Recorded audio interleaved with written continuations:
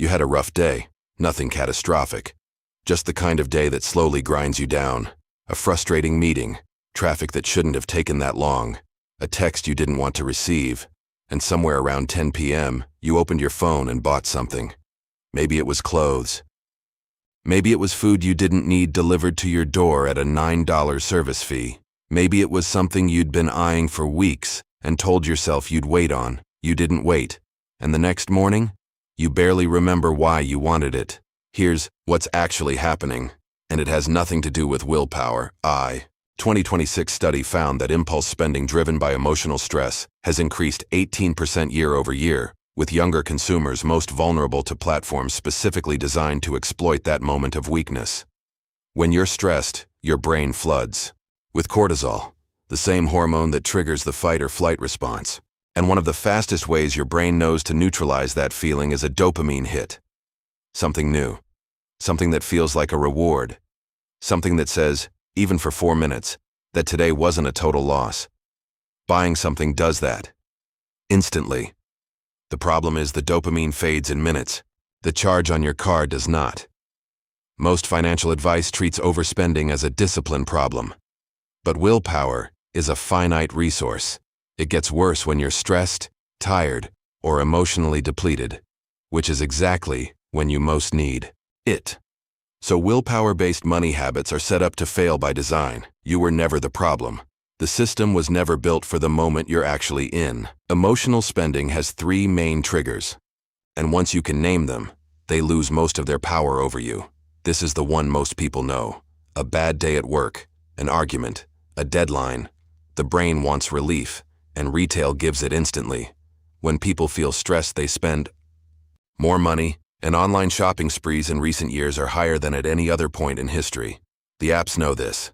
The notifications know this. The limited time offer knows exactly what time of night to hit your phone. This one is quieter, but just as destructive. You're not sad. You're not anxious. You're just empty. And the phone fills the gap. You scroll. You browse. You don't even really want what you're looking at. But somehow $47 leaves your account anyway. Boredom spending rarely feels like a decision. It feels like nothing at all, until you check the statement.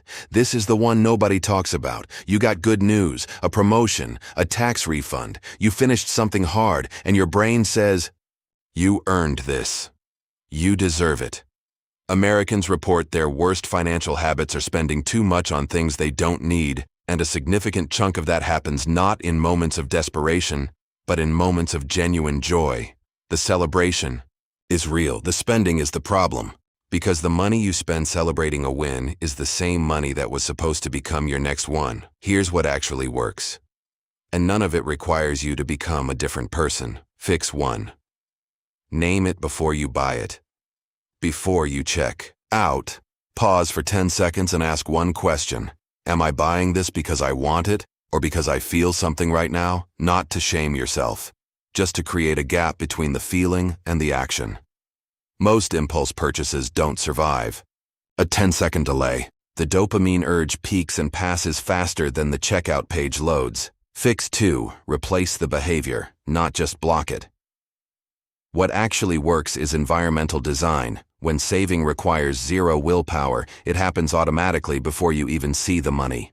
Your brain never enters the resist temptation loop. When the urge hits, have something else ready. A specific playlist, a 10-minute walk, a note in your phone that says, come back to this tomorrow. You're not suppressing the feeling. You're giving it somewhere else to go. Fix 3. Make spending harder and saving automatic. Delete the shopping apps off your home screen. Remove saved card details from your favorite sites. Add 1 extra step between you and the purchase, and most of the time you won't take it. Simultaneously, automate a transfer to savings the day you get paid.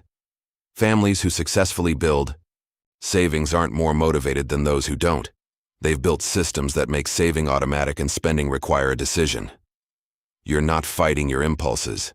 You're redesigning the environment so the impulses lose. The reason most people stay broke isn't income. Data confirms that most people struggle to save, not because they earn too little, but because they lack a system. And emotional spending is the leak in the system that nobody wants to talk about. Because it means admitting that your bank account isn't just a math problem, it's a feelings problem. And feelings are harder to fix than a budget. But here's what I need you to hear. You are not weak for spending when you're stressed. You are human. Your brain was doing exactly what it was designed to do. Find relief. The work isn't shaming yourself for the past. The work is building a small gap between the feeling and the action, and filling that gap with something that doesn't cost you your future. One pause, one redirect, one automated transfer. That's where it starts. This is The Money Profits. Subscribe for weekly videos on building real wealth. And drop a comment below. What's your biggest emotional spending trigger? Stress, boredom, or celebration? Let's talk about it. See you in the next one.